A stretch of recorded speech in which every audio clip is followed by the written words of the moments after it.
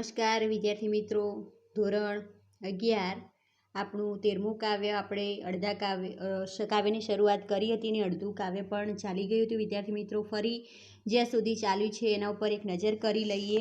તો જે પ્રથમ પેજ નંબર 70 છે એની સમજૂતી એકવાર મેળવી લઈએ.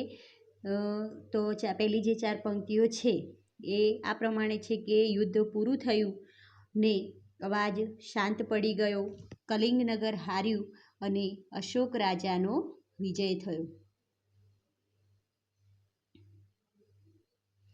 કલિંગનગર હાર્યું અને અશોક રાજાનો વિજય થયો. લડાઈ ભયંકર હતી અને તે સમયે શસ્ત્રોના તમામ અવાજો પણ ભયાનક હતા અને ત્યાં મૃત્યુ તાંડવ કરી રહ્યું હતું. આગળ જીવનના બધા જ મધુર સ્વરો પ્રચંડ યુદ્ધના અતિગર્જના કરતા મહાનાદમાં ડૂબી ગયા હતા. બહુ દિવસો પછી પદપ્રહારનું એ તાંડવ નૃત્ય શાંતિ પામ્યું. પરાજિત કલિંગ નગરીમાં ચારે બાજુ શાંતિ છવાયેલી હતી. આગળ પરંતુ આ શાંતિ યુદ્ધથી પણ વધારે ભયાનક હતી. નિરાશ નગરી આંખોમાંથી આંસુ સારતી હતી. એ અસહાય હતી અને આજે તેની સ્થિતિ ખૂબ જ દયાજનક હતી. મૂળમાંથી ઉખડી ગયેલી વેલ જેમ પડી હોય એવી એ પડી હતી. અને છેલ્લી જે 4 પંક્તિઓ છે કે આજે સમ્રાટ અશોક એમની છાવણીમાં એમના વિજયનું રટણ કરી રહ્યા હતા. એમની આંખોમાં અભિમાનનું તેજ ભરેલું હતું. એકાએક રાજાના મનમાં એવી લાગણી થઈ કે હું જાતે વિજય જોઉં, જાતે જોઉં કે મગધ દેશની તલવારની ધાર કેટલી તીક્ષ્ણ છે.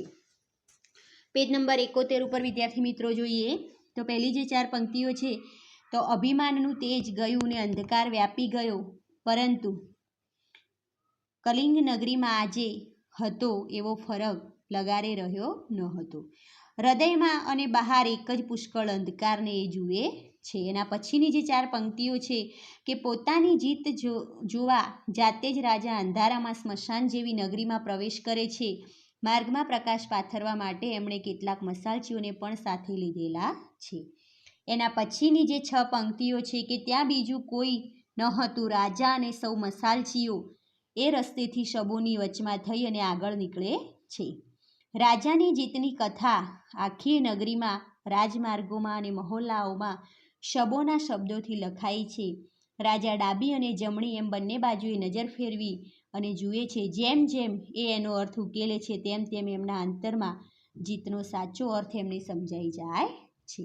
આગળ જોઈએ વિદ્યાર્થી મિત્રો, ત્યાં સુધી આપણે જોયું હતું રાજા આજે અનુભવ કરે આટલાથી કે રાજા આજે અનુભવ કરે અંતરે કો અપૂર્વ, જાણ્યો નહોતો કદી એ જયનો અર્થ બેકાર. આવો કે રાજાના હૃદયમાં આજે કોઈ એવી અપૂર્વ પ્રતીતિ થાય છે કે જીતનો અર્થ આવો ભયંકર હશે ને એવું ક્યારેય જાણ્યું ન હતું. આગળ લાવા ધક્કે પ્રબળ ધરતી જેમ કંપી ઉઠે તેવું કંપે નૃપતિ ઉર આવેગથી ભાવ એવા. તો શું કહે છે કે જેમ સશક્ત ધરતી જ્વાળામુખીના ધગધગતા લાવારસના વિસ્ફોટથી ધ્રુજી ઉઠે છે તેમ રાજાનું હૈયું એવી ભાવના આવેગથી કંપી રહ્યું છે. જેના જોરે કઠણપડ હૈયાતણા સર્વ તૂટે, જોવાની જઈને ઈચ્છા હવે ના નૃપને રહી. કે એના જોરે એમના હૈયાની કઠોરતા દૂર થઈ જાય છે અને એમનું હૃદય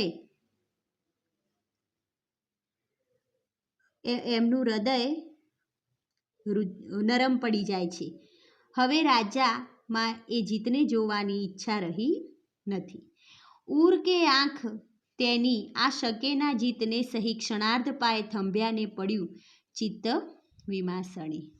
ચાલો સૌ શિબિરે પાછા, ભૂપ આજ્ઞા પછી કરે. કે એમનું ઉર એટલે હૃદય, કે એમનું હૃદય કે આંખ હવે આ જીતને સહન કરી શક્યા નહીં અને અર્ધી ક્ષણ ચાલતા તે અટકી જાય છે ને એમનું મન ચિત્ત એટલે મન વિચારમાં પડી ગયું. રાજા આજ્ઞા કરે છે કે ચાલો સૌ આપણી શિબિરમાં એટલે આપણી છાવણીમાં પાછા ફરીએ. શરૂઆતથી આટલા સુધી જોઈએ કે રાજાના હૃદયમાં આજે કોઈ એવી અપૂર્વ પ્રતીતિ થાય છે. જીતનો અર્થ આવો ભયંકર હશે એવું ક્યારેય જાણ્યું ન હતું. જેમ સશક્ત ધરતી જ્વાળામુખીના ધગધગતા લાવારસના વિસ્ફોટથી ધ્રુજે છે તેમ રાજાનું હૈયું એવી ભાવના આવેગથી કંપી રહ્યું છે. એના જોરે એમના હૈયાની કઠોરતા દૂર થાય છે અને એમનું હૃદય નરમ પડી જાય છે. હવે રાજામાં એ જીતને જોવાની ઈચ્છા રહી નથી. એમનું હૃદય અને આંખ હવે આ જીતને સહન પણ કરી શકતા નથી અને ક્ષણવાર માટે એમ ચાલતા અટકી પડે છે અને એમનું મન વિચારમાં પડી જાય છે. રાજા આજ્ઞા કરે છે કે ચાલો આપણે સૌ આપણી શિબિરમાં પાછા ફરીએ. મસાલજીઓ સૌ મૂઢ થતા ક્રિયા કશીએ સમજ્યા ન ભૂપની પરસ્પરે ઈગીતથી જ પૂછતા, અરે આ શું થયું તને? અરે થયું શું સમજે છે તું કંઈ? કે મસાલજીઓ આવાક બની, મૂઢ થવું એટલે આવાક બની જવું. તો આ મસાલજીઓ આવાક થઈ ગયા અને તેઓ રાજાની એક પણ ક્રિયાને સમજી શક્યા નહીં. ઈગીત એટલે ઈશારો, કે એકબીજાને ઈશારાથી જ પૂછતા હતા કે અરે આ શું થઈ રહ્યું છે, તમને કંઈ સમજાય છે? આગળ જોઈએ. ગયો શિબિરમાંહી ભૂપ આગળ કર્યા સેવકો અને શ્રમિત શીર્ષને કર મહી ધરી બેસ્યું. કે સેવકોને આગળ કરી અને રાજા શિબિરમાં ગયો અને શ્રમિત શીર્ષ એટલે મસ્તક, માથું, શ્રમિક એટલે થાકી ગયેલો, કર એટલે હાથ, મહી એટલે ઉપર. તો શું કહે છે કે થાકી ગયેલા મસ્તકને હાથનો ટેકો લઈ અને બેઠો. તો બે પંક્તિઓ શું કહે છે કે સેવકોને આગળ કરી અને રાજા શિબિરમાં ગયો અને થાકી ગયેલા મસ્તકને હાથનો ટેકો લઈ અને બેઠો. કર્યા નયન બંધ તોય અળગી ના કરી શક્યો ભયંકર ભૂતાવળો વિજય દ્રશ્યની કિંતુ એ. કે આંખો બંધ કરી, નયન એટલે આંખો બંધ કરીને તોય વિજય દ્રશ્યના એ ભયંકર અને બિહામણા દ્રશ્યો આંખ આગળથી દૂર કરી શક્યો નહીં. ચારે ચાર સાથે જોઈ લો. કે સેવકોને આગળ કરીને રાજા શિબિરમાં ગયો અને થાકી ગયેલા મસ્તકને હાથને ટેકો દઈ અને બેઠો. આંખો બંધ કરીને તોય વિજય દ્રશ્યના એ ભયંકર અને બિહામણા દ્રશ્યો આંખ આગળથી દૂર કરી શક્યો નહીં. છેલ્લી ચાર પંક્તિઓ જોઈ લો વિદ્યાર્થી મિત્રો. 5 હજારો હૈયાને નિજ નિજ તણી સૃષ્ટિ સહમે અરે સંહાર્યા ને જીવિત ઉર ખંડેર કર્યા. કે હજારો હૈયાને પોતપોતાની દુનિયા સાથે મેં અરે સંહાર કર્યો ને એમના જીવિત હૃદયને જર્જરિત કર્યા. ખંડેર કરવા એટલે જર્જરિત કર્યા. મહત્તા એ મારી, વિજય મુજ એ ગૌરવ ગણું અને એ ભૂમિની ઉપર જય મારો જય ચણું. અજંપો ઉગ્ર રાજાના હૈયાને આજ રહે દમી. કે શું કહે છે કે આ મારી મહાનતા છે. મહત્તા એ મારી, મહત્તા એટલે મહાનતા. આજ મારી મહાનતા છે, અરે આજ મારો વિજય છે અને આજ મારું ગૌરવ છે અને એ ધરતી ઉપર જઈ અને હું મારો જય મનાવું. આજે રાજાના હૈયામાં અતિશય ઉચાટ થઈ રહ્યો છે અને એમનું મન અને એ દમન કરી રહ્યો છે, એટલે કે દુઃખી થઈ રહ્યો છે. તો વિદ્યાર્થી મિત્રો, જેટલેથી આજે આપણે ચલાવ્યું એટલેથી ફરી એક વખત જોઈ લઈએ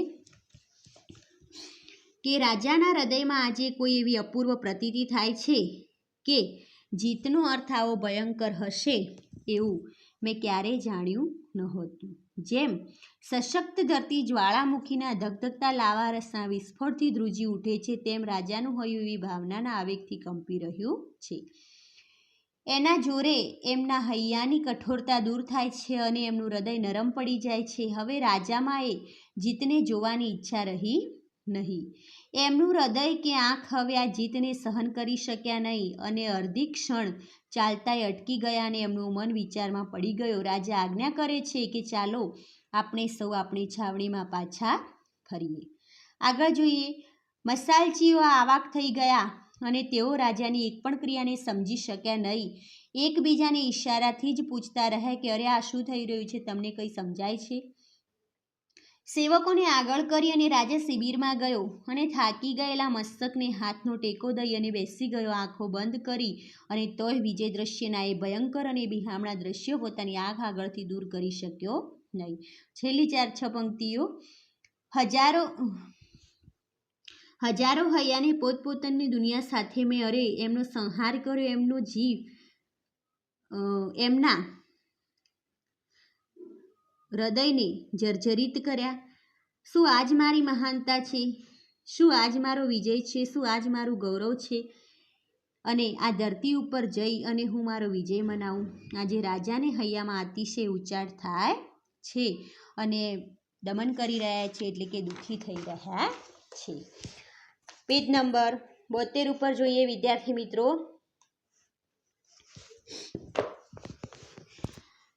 કે ભાર એ અંતરે આજે જયનો ના શકે ખમી, ઘડીક ઉઠે ઘડીક બેસે ફરે છે શિબિરે ઘડી, એનો જ જય આવ્યો છે આજે એના પરે ચડી. કે આજે એમનું અંતર આ અજંપાનો ભાર સહન કરી શકતું નથી. થોડીક વાર ઉઠે છે, થોડીક વાર બેસે છે, થોડીક વાર શિબિરમાં આંટા મારે છે. એનો જ જય આજે એના ઉપર ચડી અને બેઠો છે. આજે જે જીત થઈ છે એ સહન કરી શકતા નથી. જે જીતે નવ જીત્યા મનુજના હૈયા નહીં, જીત એ જે જીતે રચ્યા મસાણ, નવે સાચી કરી જીત છે. રાજા મનોમન વિચાર કરે છે કે જે જીતથી મનુષ્યના હૈયા ન જીતાયા એ સાચી જીત નથી. જે જીતથી સ્મશાન સર્જાયું એ કદી સાચી જીત કહેવાય નહીં. જે જીતે નવલું કશું ન સર્જ્યું એને કહું જીત છે, જેથી માનવ માનવી મટી જતો છે જીત કે હાર એ. કે જે જીતથી કાંઈ નવીન સર્જન નથી થયું એ જીત શી રીતે કહું, જેથી માનવ માનવી મટી જાય છે તે જીત છે કે હાર. ઉચ્ચારે મન રાજાનું હાર એ હાર છે નક્કી, કદીએ ખડગની ધાર જીત ના સર્જી શકી. કે રાજાનું મન તરત જ ઉચ્ચારવું એટલે કે બોલી ઉઠે છે કે એ નક્કી હાર જ છે, ક્યારેય તલવારની ધાર જીત આપી શકતી નથી. તો શરૂઆતથી આટલા સુધી જોઈ લો વિદ્યાર્થી મિત્રો કે આજે એમનું મન આ અજંપાનો ભાર સહન કરી શકતું નથી. થોડીક વાર ઉઠે છે, થોડીક વાર બેસે છે, થોડીક વાર શિબિરમાં આંટા મારે છે.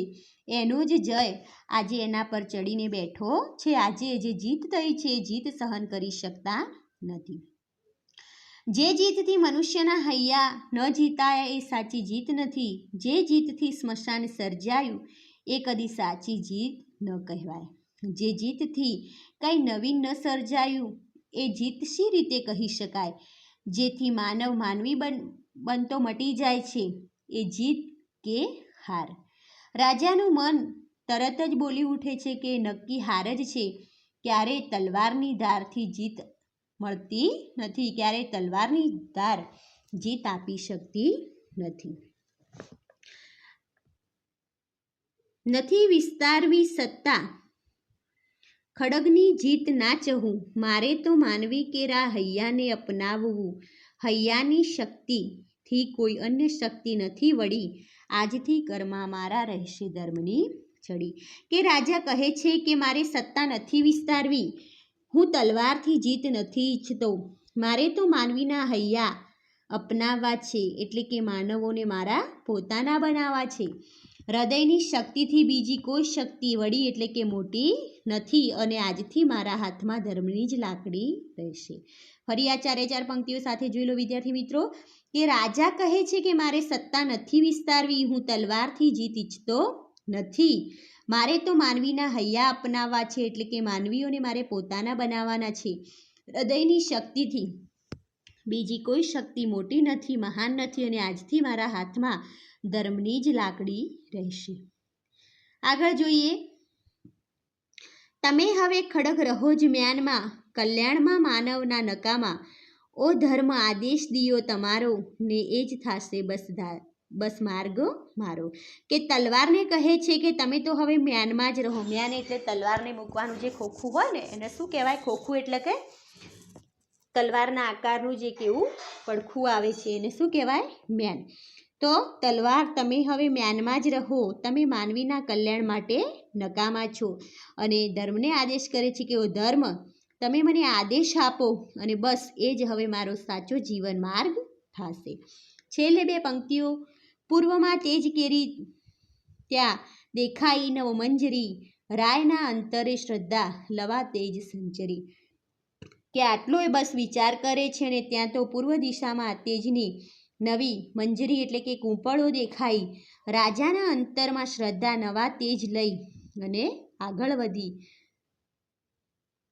તો વિદ્યાર્થી મિત્રો આપણું કાવ્ય અહીંયા પૂર્ણ થાય છે. શરૂઆતથી તો નહીં શરૂઆત એટલે કે આજે આપણે જેટલેથી શરૂઆત કરી ત્યાંથી લઈ અને છેલ્લે સુધી એક વખત નજર કરી લઈએ કે રાજાના હૃદયમાં આજે કોઈ એવી અપૂર્વ પ્રતીતિ થાય છે. જીતનો અર્થ આવો ભયંકર હશે એવું ક્યારેય જાણ્યું નહોતું. જેમ સશક્ત ધરતી જ્વાળામુખીના ધગધગતા લાવારસના વિસ્ફોટથી ધ્રુજી ઉઠે છે તેમ રાજાનું હૈયું આજે એવા જ ભાવના આવેગથી કંપી રહ્યું છે.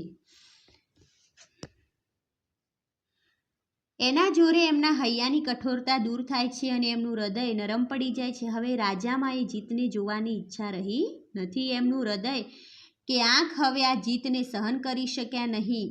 એ અડધી ક્ષણ માટે ચાલતા અટકી જાય છે અને એમનું મન વિચારમાં પડી જાય છે. રાજા આજ્ઞા કરે છે કે ચાલો આપણે સૌ આપણી શિબિરમાં પાછા ફરીએ.